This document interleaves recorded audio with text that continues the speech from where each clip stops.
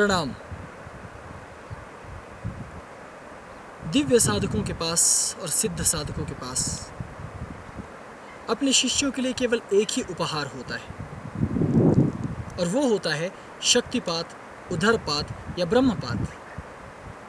लेकिन ये शब्द इतने अटपटे और इतने विचित्र हैं कि इन्हें समझने में सबसे ज़्यादा भूल और सबसे ज़्यादा चूक अक्सर साधकों में होती है। इसे हमें बहुत गहराई से समझना होगा। आमतौर पर साधक ये समझता है कि यदि वो गुरु के पास चला जाए और गुरु से शक्तिपात ले ले तो तत्क्षण उसके भीतर क्रांति हो जाएगी। इसलिए अक्सर साधक हाथ जोड़कर गुरुओं के पास खड़े रहते हैं कि वो शक्तिपात, दिव्यपात अथवा ब्रह्मपात गुरु से प्राप्त कर सके। लेकिन वास्तविकता बहुत बहुत दूर है। साधक की जहाँ दृष्टि भी नहीं जाती, वास्तविकता वहाँ होती है। और वो वास्तविकता क्या है? वो वास्तविकता है कि शक्तिपात तब तक संभव ही नहीं है जब तक कि योग्य गुरु के साथ साथ शिष्य भी योग्य ना हो। क्योंकि गुरु हर समय, हर परिस्थिति में हर व्यक्ति को शक्तिपात नहीं दे सकता। क्योंकि गुरु भी एक मनुष्य है, उसके सीने में भी एक हृदय है और उसके कपाल में भी एक मस्तिष्क है। वो भी इंद्रिय जन्य है, भले ही उसने इंद्रियों पर काबू रखा हो, संयम रखा हो। लेकिन इन इंद्रिय रूपी ये जो यंत्र है जिसे हम देह कहते हैं, गुरु इस देह के भीतर जब रहता है तो विशेष काल की प्रतीक्षा करता रहता है। शक्तिपात एक ऐसी मानसिक स्थिति पर संभव होता है जब गुरु बहुत उद्विग्न अवस्था में हो, वो शिष्य के लिए चिंतित हो, वो किसी कारण से बहुत अनमनी सी स्थिति में हो, उसका हृदय आलोड़ित विलोड़ित हो रहा हो, मानो समुद्र में ज्वार भाटे उठ रहे हों। वैसे ही जिस क्षण गुरु के हृदय में इस प्रकार के विचार, इस प्रकार के भाव उठ रहे हों और गुरु स्वयं ना समझ पा रहा हो कि मैं अपनी इस अनियंत्रित शक्ति को कहाँ स्थापित करूं, उस क्षण गुरु पूरी तरह से तैयार हैं कि वो शिष्य को अब शक्तिपात कर सके। लेकिन वो समय कोई सुनिश्चित समय नहीं होता। अक्सर साधक ये सोचते हैं कि कभी भी गुरु के पास चला जाए और वहाँ बैठ जाए तो शक्तिपात हो जाएगा। ये बहुत ही उच्च कोटि का धरातल है और ऐसा ही नियम शिष्य पर भी लागू होता है। जब तक शिष्य का हृदय भी ज्वार भाटा के समान बहुत बेचैन ना हो, जब तक उसकी भावभूमि, उसकी उद्विग्नता अपने शीर्ष पर ना हो, तब तक ये संभव ही नहीं हो पाता। हम इसे कैसे समझ सकते हैं? इसे एक छोटी से उदाहरण से समझ लीजिए। एक अत्यंत उच्च कोटि के तपस्वी योगी गुरु थे और उनके पास कुछ शिष्य थे जो निरंतर अपने गुरु की सेवा करते थे, कई वर्षों से कर रहे थे। वो चाहते थे कि उनके गुरु शक्तिपात, ब्रह्मपात, उदरपात इत्यादि संपन्न करके उन साधकों को उच्च कोटि का बना दें। लेकिन वर्षों की कठोर सेवा, लगातार नियम अपनाने के बाद भी वो शक्तिपात ग्रहण करने के लायक नहीं थे। ऐसी परिस्थिति में वो बहुत उदास रहने लगे। उस परिस्थिति में केवल एक ऐसा शिष्य हुआ जिसके कारण संपूर्ण अस्तित्व बदल गया। एक गांव से एक युवा बालक जो बहुत ही छोटे परिवार का था, वो उस गुरु के पास आया। उसने हाथ जोड़कर गुरु से विनती की कि हे गुरुदेव, मैं आपका शिष्य बनना चाहता हूँ, किंतु मैं आपका शिष्य कैसे बनूंगा? क्योंकि मेरे पास न तो धन है और ना ही मैं आपकी सेवा कर सकता हूँ, न ही मेरे पास ज्ञान है, न ही शक्ति है और न ही आपको निवेदित करने के लिए अन्य कुछ। ऐसा शिष्य जो प्रतिक्षण अपने गुरु को केवल अश्रु ही समर्पित कर सकता है, वो शिष्य उस आश्रम में रहने लगा। वो अपने गुरु के बिल्कुल निकट भी नहीं जाता था। बाकी शिष्य, क्योंकि वो गुरु के प्रधान शिष्य थे, इसलिए गुरु के निकट रहते थे, किंतु वो शिष्य कुछ दूरी पर सदैव एक ही चिंतन करता रहता कि बस ये गुरु मेरे हृदय में समा जाए। ये मेरे लिए गुरु नहीं है, ये मेरे लिए शरीर नहीं है, ये मेरे लिए एक दिव्य सत्ता है। केवल इतना ही भाव उसके हृदय में था। और जिस क्षण उसे गुरु की सेवा करने का अवसर मिलता, वो तत्क्षण सभी कार्यों को छोड़ केवल गुरु की सेवा करता रहता। धीरे धीरे उसका प्रेम इतना बढ़ता चला गया कि उसे हर क्षण प्रत्यक्ष गुरु के न होने पर भी गुरु के होने का आभास होने लगा। लेकिन इधर उसके माता पिता बीमार हो गए। वो घर का बिल्कुल अकेला था, इसलिए माता पिता ने अपनी वृद्धावस्था को जानकर अपने पुत्र को कहा कि पुत्र, तुम समस्त तत्वों का परित्याग करके गृहस्थी का सेवन करो, क्योंकि हमारा वंश अब लगभग अंत पर है, जिसे केवल तुम और तुम ही संभाल सकते हो। तुम्हें शीघ्र विवाह के बंधन में बंध जाना चाहिए। लेकिन शिष्य का मन तो अपने गुरु की ओर था, वो तो कुछ प्राप्त करना चाहता था। तो इधर से परिवार का वो तनाव उसके चित्त पर था, इधर से उच्च कोटि का ज्ञानी ध्यानी भी वो नहीं था। उसका दुख भी उसे था, क्योंकि उसके बाकी गुरु भाई एक से एक प्रकांड, कोई योग में कुशल, कोई ज्योतिष में, कोई तंत्र में, लेकिन वो बेचारा न तो योग जानता, न तंत्र, न मंत्र, और न इसके अतिरिक्त कुछ। वो बस गुरु को प्रेम करता था और गुरु की सेवा। इस दो तत्वों के अतिरिक्त उसके पास कुछ भी न था। और धीरे धीरे समाज का तनाव भी उस पर बढ़ता चला गया। लोगों ने ये कहना शुरू कर दिया कि आखिर तुम वहाँ जाकर करते क्या हो? तुम्हें तो समाज में रहना चाहिए, आखिर तुम ये किस प्रपंच में पड़ गए हो? इस तरह के साधु महात्माओं के पास नहीं जाना चाहिए, उनके पास नहीं रहना चाहिए। आदि आदि जो अक्सर समाज कहता है, जो उनकी आदत होती है, आदत के अनुरूप उन्होंने उसे कहना शुरू कर दिया कि अमुक महात्मा जो तुम्हारे गुरु हैं वो अच्छे नहीं हैं, उनका भूतकाल वो उच्च कोटि का नहीं है, वो उतने उच्च कोटि के संत नहीं है, इत्यादि इत्यादि, और कलयुग में इस तरह का मार्ग श्रेष्ठ नहीं है, आदि आदि। तो इधर से सामाजिक रूप से शिष्य इतना अधिक परेशान हो गया कि उसे लगने लगा कि आत्महत्या के सिवा तो मार्ग ही नहीं है। इधर से परिवार ने, माता के अश्रुओं ने, बंधु बांधवों के अश्रुओं ने भी उस पर निरंतर तनाव बढ़ाने का कार्य किया। और अत्यंत दुखी होकर, परेशान होकर जब उसके पास कोई अन्य मार्ग न रहा, तो वो एक संध्या के समय गुरु के दर्शनों के लिए फिर वन में स्थित उस कुटिया की ओर चल पड़े, जहां उनके गुरु अपने शिष्यों सहित विराजते थे। और उस दिन गुरु भी थोड़े से बेचैन से प्रतीत हो रहे थे।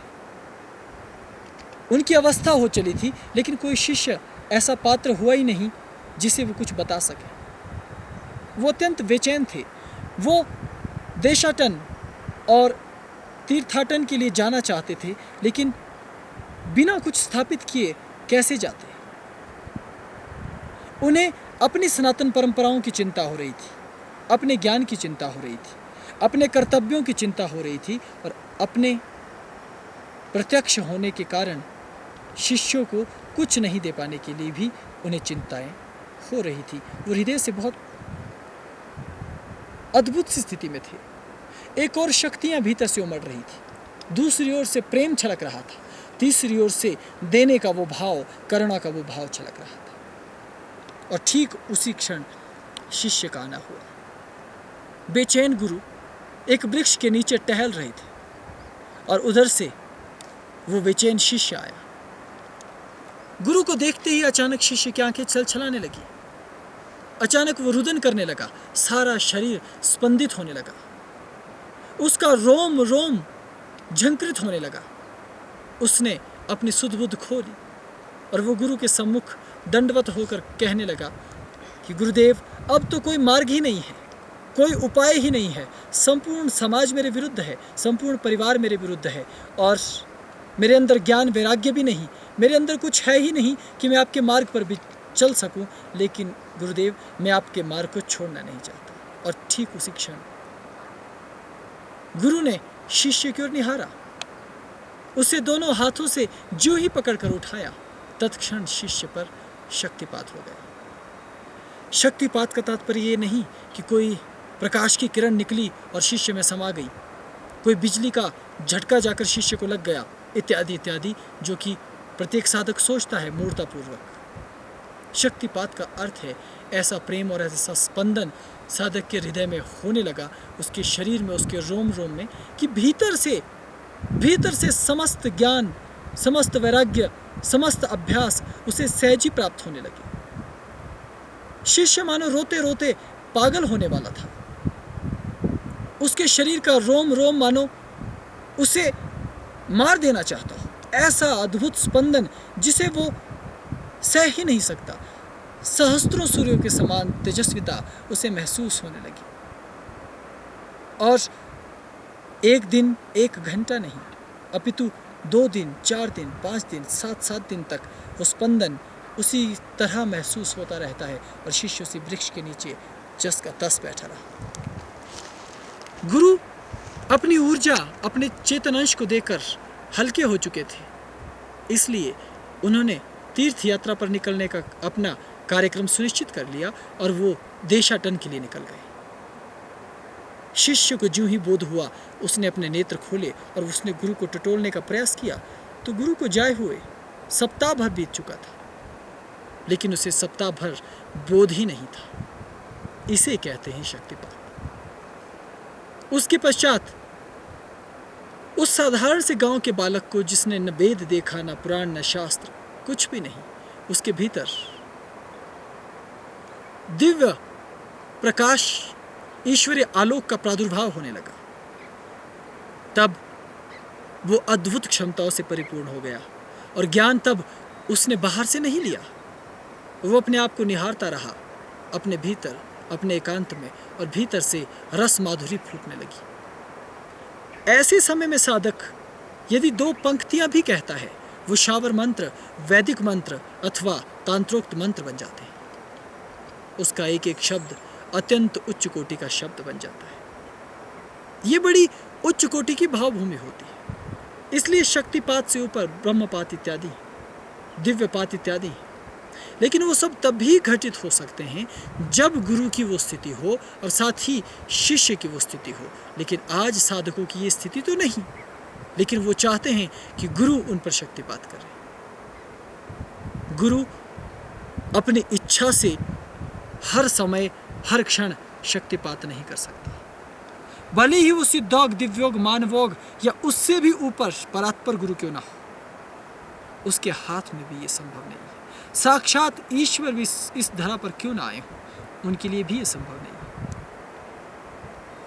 वो सूक्ष्म चेतना अपने नियमों को छोड़कर नहीं बहती, उसके अपने कुछ सिद्धांत, अपने कुछ नियम हैं, वो उन्हीं नियमों पर चलेगी। इसलिए आज के समय में साधना पथ बहुत जटिल हो गया, क्योंकि शिष्यों को अपनी मर्यादा का बोध नहीं, और वो मर्यादा आजकल का अनुशासन नहीं है। अनुशासन और मर्यादा में बहुत अंतर है। भारत की भूमि में जो मर्यादा है और जो अनुशासन है, ये लगभग समानार्थक होते हैं, लेकिन जगत में अनुशासन और मर्यादा अलग अलग है। अनुशासन कुछ कथित सिद्धांत होते हैं जिन्हें तुम अपने अनुसार स्थापित कर सकते हो, लेकिन मर्यादा ऋषियों के द्वारा स्थापित होती है। वो इस पथ की मर्यादा होती है, और बड़े से बड़ा धुरंधर योगी, बड़े से बड़ा महायोगी, बड़े से बड़ा सिद्ध साधक यदि इस अनुशासन और इस मर्यादा का पालन नहीं करता है, तो वो कुछ भी प्राप्त नहीं कर पाता। अध्यात्म की केवल 2 नियम हैं। प्रथम गुरु सेवा, गुरु भक्ति, गुरु के प्रति समर्पण, और इष्ट के मार्ग पर विश्वास, इष्ट के प्रति समर्पण, इष्ट का निरंतर ध्यान और उसके प्रति वैराग्य, अभ्यास और प्रेम का होना।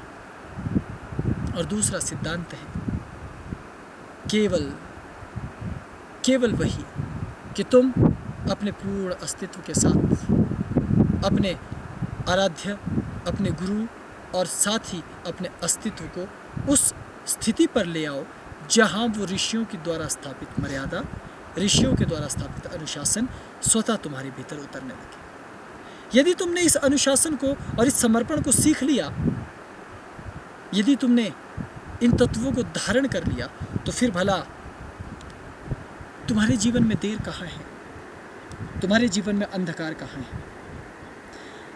गुरु अपने रहस्यों को तब तक रहस्य ही रखेगा जब तक तुम्हें उस परम अनुशासन का ज्ञान ना हो जाए। तुम संपूर्ण अस्तित्व भी यदि उसके रहस्यों को जानने में लगा दो तो गुरु 1% भी तुम्हारे सम्मुख खुलेगा नहीं, वो तुम्हें उन तत्वों को देगा ही नहीं। इसीलिए जब तक अर्जुन सखा बनकर पूछते रहे तब तक उपदेश तो मिलता रहा, क्योंकि एक सखा मार्गदर्शन कर सकता है। लेकिन ज्यों ही रथ को छोड़कर वो रणभूमि में नीचे भूमि पर जाकर हाथ जोड़कर बैठ जाते हैं, तब भगवान श्री कृष्ण गुरु के रूप में अवस्थित होकर स्थित होकर अर्जुन को दिव्य देते हैं। तभी शक्तिपात, दिव्यपात और उधरपात संभव हो पाता है। इसलिए अध्यात्म के अनुशासन को भी जान लेना, तभी तुम इस शक्तिपात के परम रहस्य को समझ पाओगे, उधरपात के परम रहस्य को समझ पाओगे। तभी तुम्हें पता चलेगा कि गुरु भी एक सीमा तक तुम्हारी सहायता कर सकते हैं, लेकिन तभी जब तुम उसके योग्य हो जाओ। अन्यथा ये कारक तत्व हैं, ये सहयोगी तत्व हैं, ये कुछ नहीं कर सकेंगे। इसलिए इन तत्वों को लेकर भ्रमित नहीं होना चाहिए, केवल इन तत्वों की शाश्वत खोज करनी चाहिए ताकि शक्तिपात, उधरपात तुम्हारे जीवन में उतर सके। निरंतर गुरु मंत्र, निरंतर गुरु सेवा, निरंतर गुरु चिंतन, ये बड़ा जटिल लगता है। हालांकि सौभाग्यवश मेरे जीवन में तो ये सब नहीं हुआ, लेकिन कुछ एक साधक हैं जिनसे मेरा मिलना हुआ, वो अपने गुरु के प्रति इष्ट जैसा भाव ला ही नहीं सके। संपूर्ण जीवन वो प्रयास करते रहे, लेकिन उन्हें गुरु बार बार देहधारी मनुष्य ही प्रतीत हुआ। उन्होंने हर बार चेष्टा की, उन्होंने हर बार प्रयास किया, और वो गुरु को देह तत्व से अलग नहीं जान पाए। इस कारण वो शक्तिपात को अनुभव ही नहीं कर पाए, वो उधरपात और ब्रह्मपात को अनुभव ही नहीं कर पाए, और ना ही उस तत्व से उस पार जा सके। लेकिन तुम इसे कर सकते हो, और ये भी ज़रूरी नहीं कि तुम इसके लिए हिमालय पर रहो। तुम घर गृहस्थी का परित्याग कर दो, क्योंकि सृष्टि में किसी तत्व का त्याग हो ही नहीं सकता। तुम्हारी इच्छा से इस अन्नमय शरीर का भी तुम सहज वृत्ति से त्याग नहीं कर सकते, तो बाकी छोड़ दो। इसलिए इन तत्वों को गहराई से समझना। इसलिए अंत में इस तत्व को समझाते हुए मैं केवल इतना कहूँगा कि अपनी उस चेतना को, अपनी उस भावभूमि को, किसी भी देश में रहो, किसी भी काल में रहो, किसी भी परिस्थिति में रहो, तुम्हें भीतर ही भीतर गूंथना होगा और इन दोनों तत्वों को समझना होगा। ज्यों ही ये सब तुम्हारे जीवन में घटित होने लगेगा, उतरने लगेगा, त्यों ही अध्यात्म की ये क्रिया स्वतः संपन्न होने लगेगी।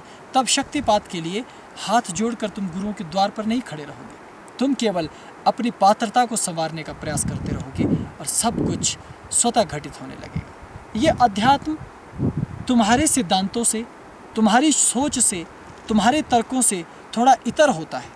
अगर तुमने इसे समझ लिया तो फिर दुर्लभ क्या है, फिर जटिल क्या है। सब कुछ स्वभावतया और स्वतः होने लगता है। अभी शक्तिपात के इस रहस्य में केवल इतना ही। ओम नमः शिवाय।